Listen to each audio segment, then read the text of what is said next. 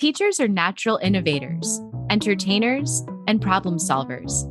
They dream of growing old into the profession, teaching their kids. But sometimes career goals shift or change, and that makes opportunities outside of the classroom seem intangible. Questioning, who am I if I'm not a teacher? I'm your host, Alexandra Simon. And I'm your co-host, JoDee Scissors. This is The Great Teacher Resignation.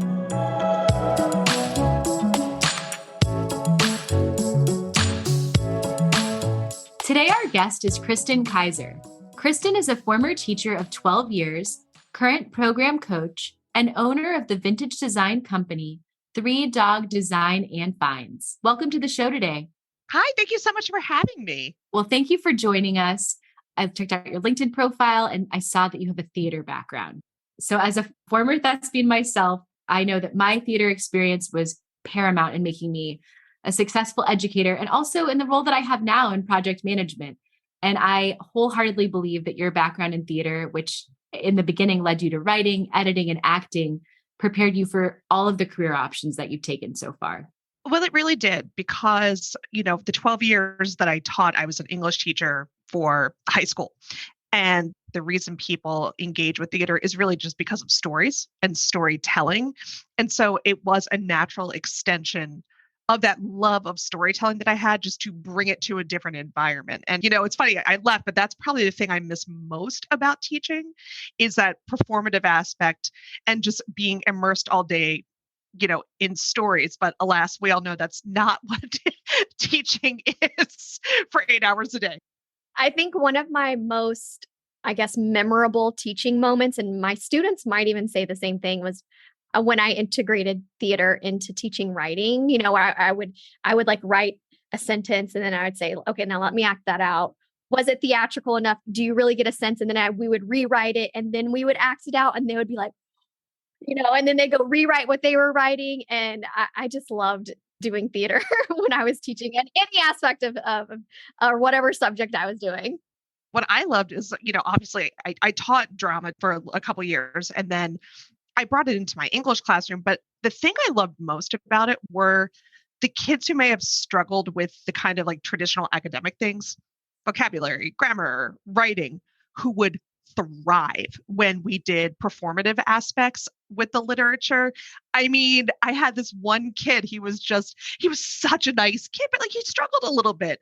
But then when we did like the modern retelling of Macbeth, he got up there and it was one of those things the whole class was like, oh, it was just like, what? Yeah. So those moments, like I lived for those moments. It was great. So we're really interested in hearing more about your story because you've moved through different professional careers. So can you tell us what that's been like for you? So I have 3 degrees. I have 2 bachelor's degrees, one in English and political science, one in theater, and then my master's is in English and education. So it's kind of allowed me, I love school. I still love school. But so when I graduated with my first bachelor's, I was a writer and editor for an online publication. And for me, sitting at a desk for 8 hours a day was terrible. Like, even at, 22, I knew that wasn't what I wanted to do with my whole life. And that's when I actually went back and got my theater degree. And I acted. I did a ton of theater. I almost moved to LA and worked as a PA, production assistant on a show. But then, it was, timing is everything because I was in my late 20s at that point. And I really wanted to have a family. I really wanted to have a baby. And the two were not very compatible because it was a show with the Travel Channel, which on paper sounds great, but you're traveling everywhere and it's hard to have a family with that environment. So I made the decision to turn down the job. And then I focused on, I had my son, then I had my second son. And, I had one of those moments. It was one of those, it's funny, I was listening to one of your past episodes, like the recurring theme that came up were moments and just these like moments of clarity. And I remember my kids were little. I mean, my son now is 18 and my older son's 18, about to go to college. My younger son is 15, but they were 1 and 3 at that point. And I was in my kitchen and it just kind of hit me. I was like, I think I want to be a teacher. Like, I mean, for all the reasons I just talked about with you, being immersed in storytelling and making a difference. And truly, even though I've left, I never felt like my job didn't make a difference. I never had that why am I here spinning my wheels? Not once, not one day did I have that. So I went back and got my master's and became certified to teach. And that's kind of where I was for 12 years. Taught, I ended up being the department chair of my department. And then I just decided that there was probably a different path that I needed to be on at that point. And I think you're exactly right.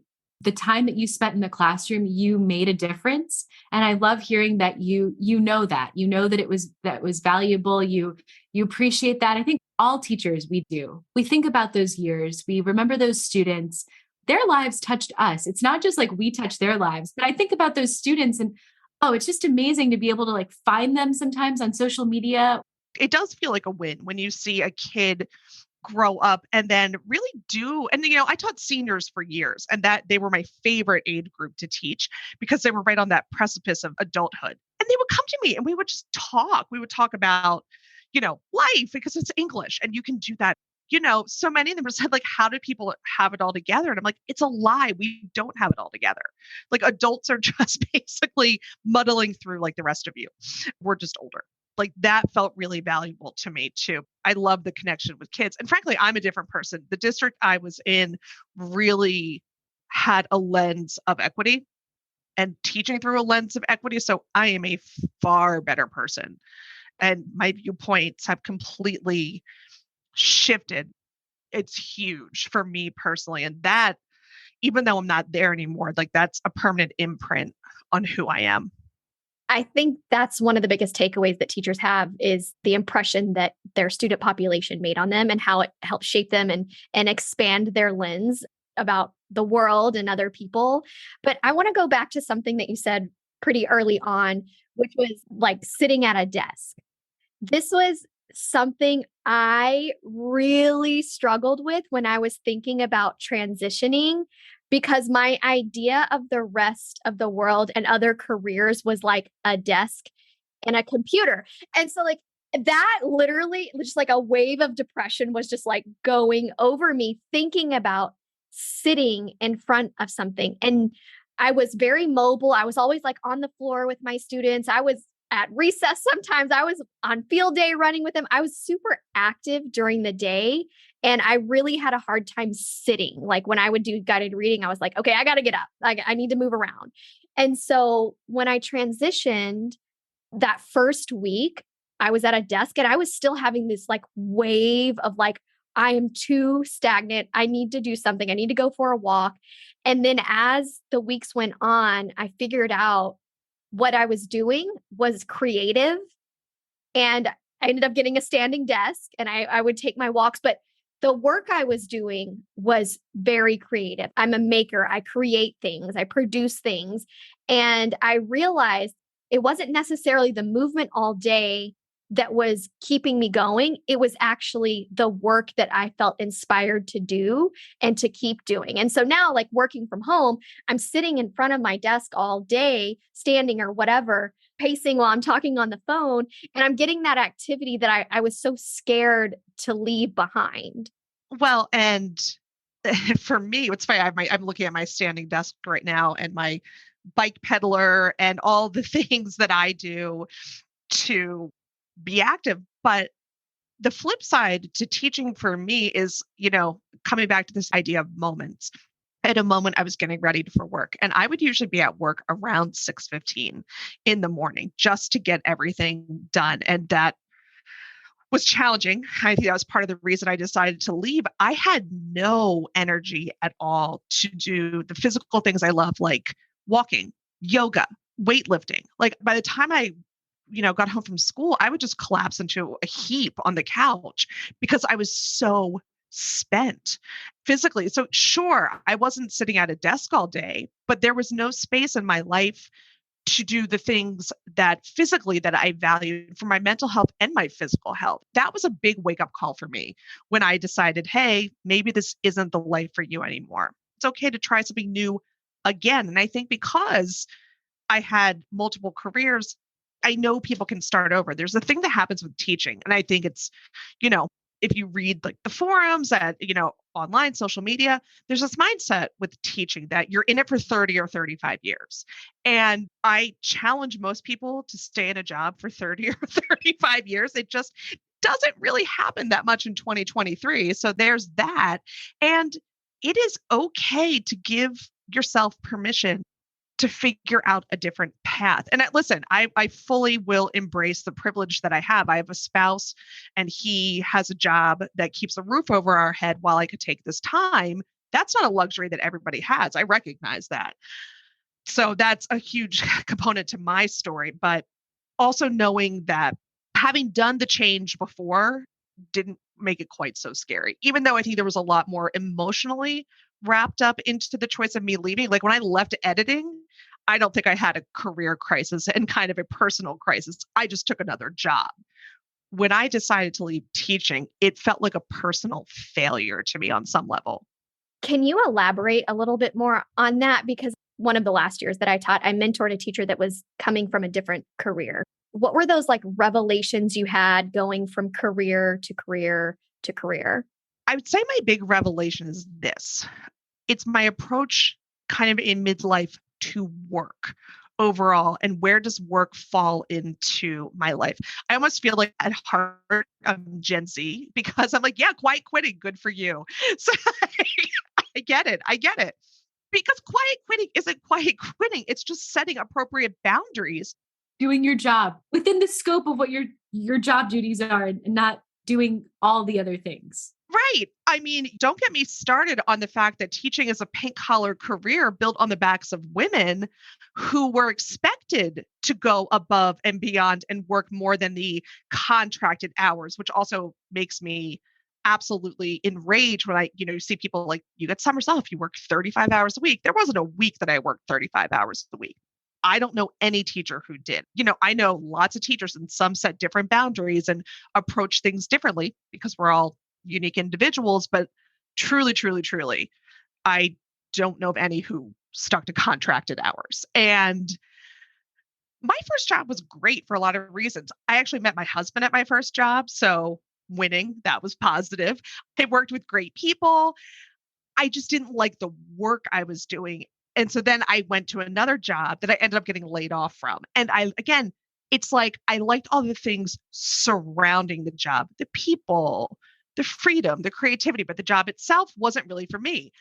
Acting, I loved, and being involved with theater, I loved, but I'm going to be honest, at that point, like I also liked getting a paycheck. And, it's not an either or, but life doesn't always happen on the timeline that we want it to happen on. And so I think I was just 5 years too late to that, to really giving it what I could have given it. And I think teachers are really not great at forgiving themselves. I think most teachers that I know are, I don't want to say perfectionistic, but hold themselves to a very high standard.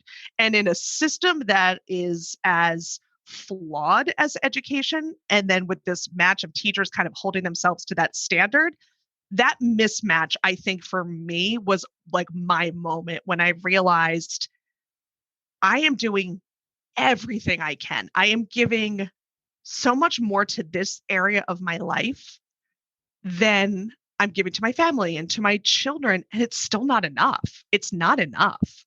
I can't be a therapist. I can't be a social worker. I can't be a teacher. I can't be a mentor. Just the demands, I just needed to step back. And again, it was like back to this idea of moments. I know there's the narrative of the teacher crying in the car. Mine, I guess, happened in my closet when I'm like staring at my clothes, thinking like, what am I doing with my life? But it was more like a series of little moments. I would love to say like it hit me out of the pew, but it didn't work like that. For years, I thought maybe I would try something else, but things were okay. They were good enough.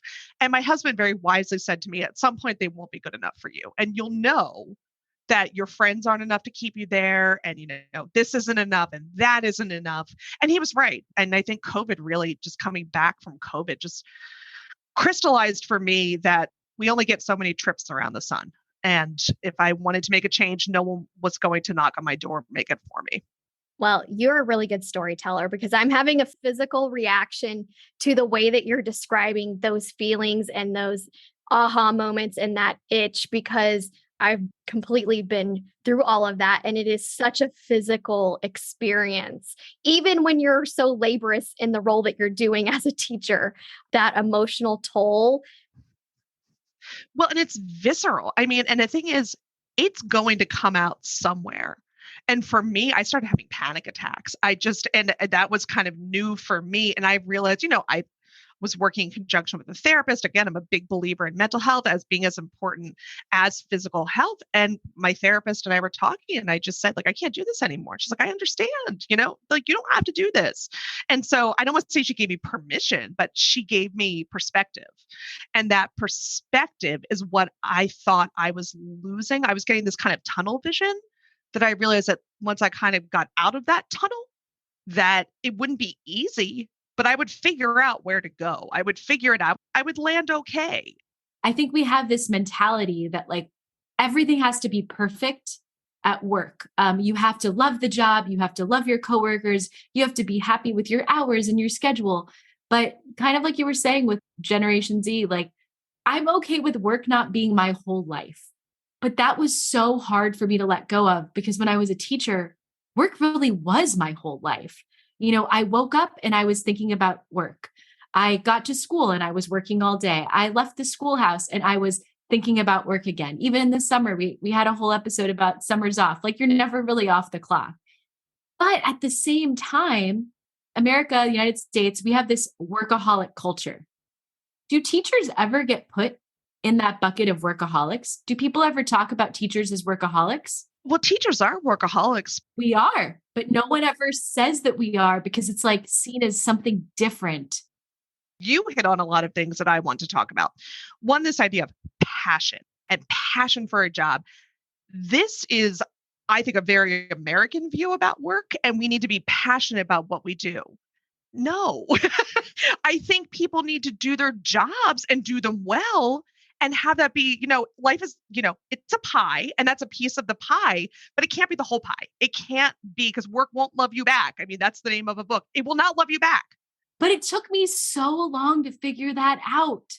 Well, because with teaching, it's not just a job, it's presented as a vocation. And when it's a vocation, it's a calling. And the calling is what allows teachers to give. And it's noble. Don't get me wrong. I mean, there are teachers out there giving it all. And I'm in awe of people who can do that and still maintain a sense of, balance in their lives. I'm not that person. And when I realized that about myself, it was a disservice for me to stay. It was a disservice for me to stay in leadership in the position that I was in. And it was a disservice for me to be in the classroom with that mindset. And I knew I could never do my job the level I wanted to do it and have everything else functioning at the level that I want to do it. And just an example. So my son's going to college this year in a couple months, and he's a wrestler. And I never volunteered for anything for my kids. My husband and my mom did it all because I was just wrecked. And so I signed up to work his tournament the whole day. And he said, "Is that too much for you?" And I said, "No, why would it be too much for me?" And he said, "Because when you were teaching, your weekends were just your recovery to be able to go back on Monday." This is an 18-year-old who sees it. They're watching. Your kids are watching you. They're watching. And for me, it hit like that hit. It did. He was right. He was 100% right. And he wasn't saying it out of a place of anger. I mean, that's not what it was. It was a place of observation. And I said to him, "You are right. And that is part of the reason why I left. And I'm really glad we had this chunk of time where I can do that for you before you leave." And that's the balance piece. That's the balance. Well, it's just not sustainable. And that's the problem. Like the system is setting up failure, whether it's failure of like the teachers not being able to keep doing all the things that you're asking of them, being able to provide the services to the students. And truthfully, it's unsustainable. And it starts from the beginning because what all of us could have done pre-children is a lot different. And because it is a pink collar career, we know the majority of teachers are women. A lot of them do have families, not all of them, but a lot of them. Yeah. And I never did it without children. My children were very small, but my husband was a full-time professor at that point. So I think the only way I was able to do it was because he had kind of a more flexible schedule and was able to do a lot of the childcare pieces. If I had had a spouse who had a more 9 to 5 job, I mean, we would have figured it. I want to be at a point like this point in my life where everything needed to be so hard. And that's what it was.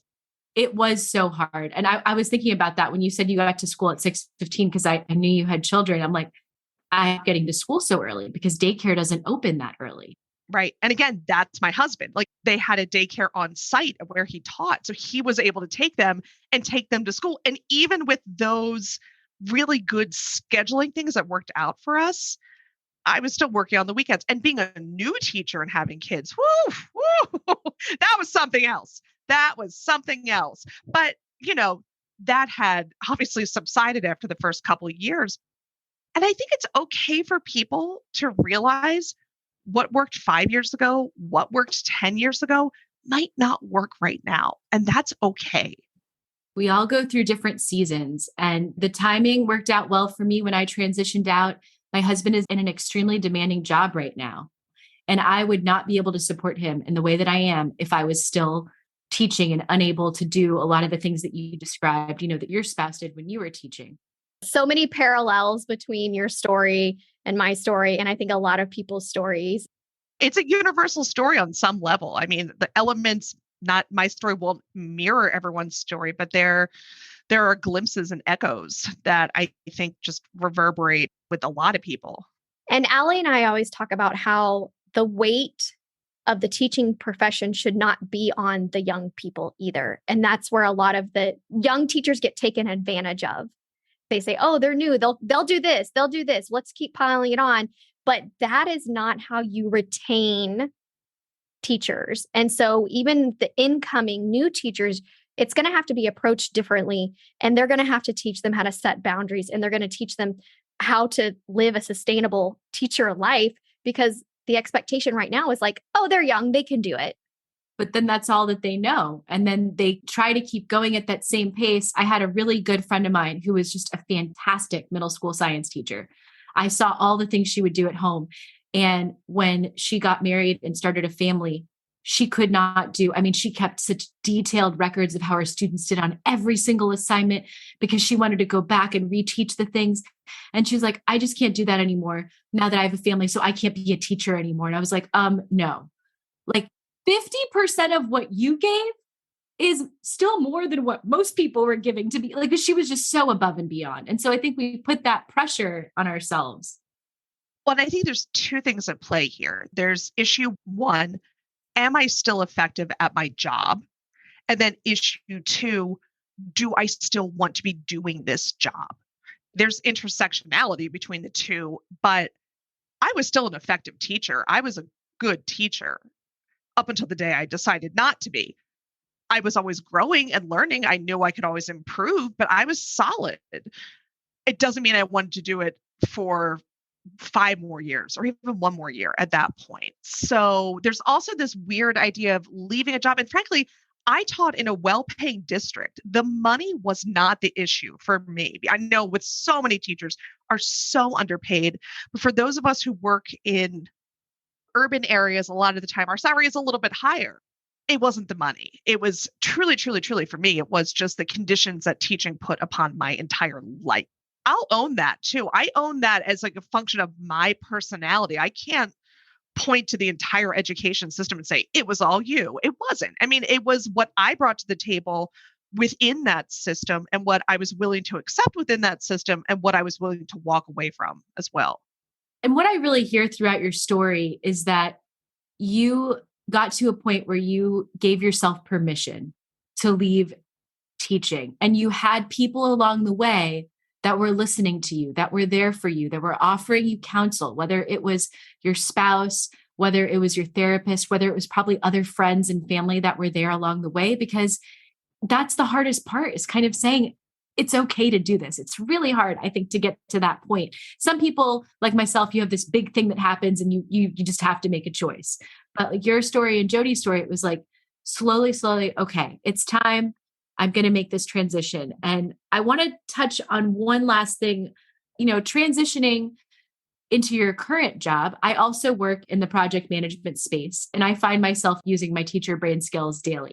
So I want to know how you approach your program coach role.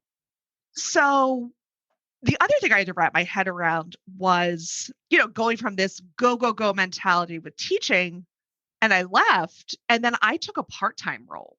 And so I was doing contract work with an educational startup, which allowed me to be really creative. I really liked it because it was curriculum development, but it was just, honestly, it was weird. It was just weird not working at the level that I had been used to for, really my whole life. But I mean, really with teaching a decade plus.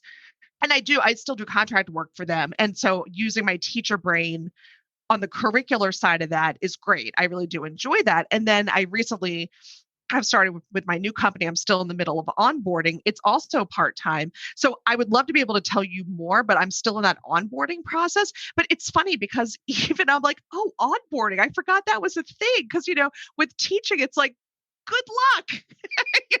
Here's a book. Hope you do well, which is a whole other story about like how we don't mentor teachers. The system is not set up to mentor teachers well and deeply, and because we're all just, trying to make it through. So this has been like a total shift. I'm like, oh, there's like Google Slides and meetings and PowerPoints and all of that. So, for me, what it boiled down to is I still needed a job where I felt like I was making a difference in the world for me. Like, what does that look like? And for me, working with a company that focuses on literacy, that's huge. I mean, that's huge. It's right in my wheelhouse. Again, it's what I believe in. I saw the struggles of kids who struggled with reading and the upper grades. If we can do something to support them in the lower grades to give them this advantage, what a gift. So I feel like it aligns with my value system and my skill set. For people who are thinking about leaving, work your network. And that's how I got this. I got it from a friend who also phased out of the classroom and then out of administration into this role. And she has a senior role in this company. And it's just, I'm not in the business of giving advice, but I will tell my story. I told pretty much anyone that would listen to me, like, hey, I left teaching. Tell me about your work. What do you do? What do you like? I mean, I basically was interviewing everyone I came in contact with. Tell me what you like about your work. Tell me what a typical day is. Tell me what you don't like. What are your weekends like? What are your evenings like? And so I kind of wanted to get a feel before jumping into another frying pan. That's not what I wanted to do. So I took time, and it was hard. I did a lot of work. I did a lot of soul searching. I certainly don't want to make it seem like I have all the answers. I don't. I do not. I don't have the answers for myself. I certainly don't have the answers for anyone else. And it was really hard. There were days where I would just, break down into tears. Like, what am I doing? But I still knew like that seed planted within me that I was still making the right choice, even though it wasn't always the easy choice. Kristin, I think we're kindred spirits. But Ali, what I'm hearing is that her greatest teacher brain skill might just be the fact that she asks questions and she is not afraid to be curious and listen to all the answers that are out there to be able to discover what she wants next. Yeah, and she can synthesize the information and she can break it down into what's the most important part for you in your next career. And I think that's so important when you're leaving something that, we call a vocation that you maybe felt called to do.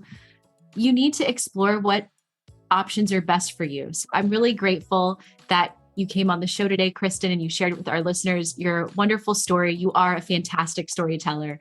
I want to let you know that if you want to connect with Kristin and take a look into her vintage design company, you can find her on Instagram at 3Dog Design and Finds.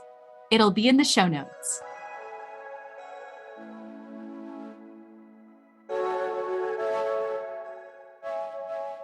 If you liked The Great Teacher Resignation, give us a 5-star rating and follow us on Instagram, Facebook, Apple Podcasts, Spotify, Google Podcasts, Amazon Music, and Audible. Today's episode was written and recorded by me, Alexandra Simon, and my co-host, JoDee Scissors. Executive produced by Teacher Brain. Produced and edited by Emily Porter. Original music, Emoji by Tubebacker. Special thanks to our sponsor, Paper Planes Ed.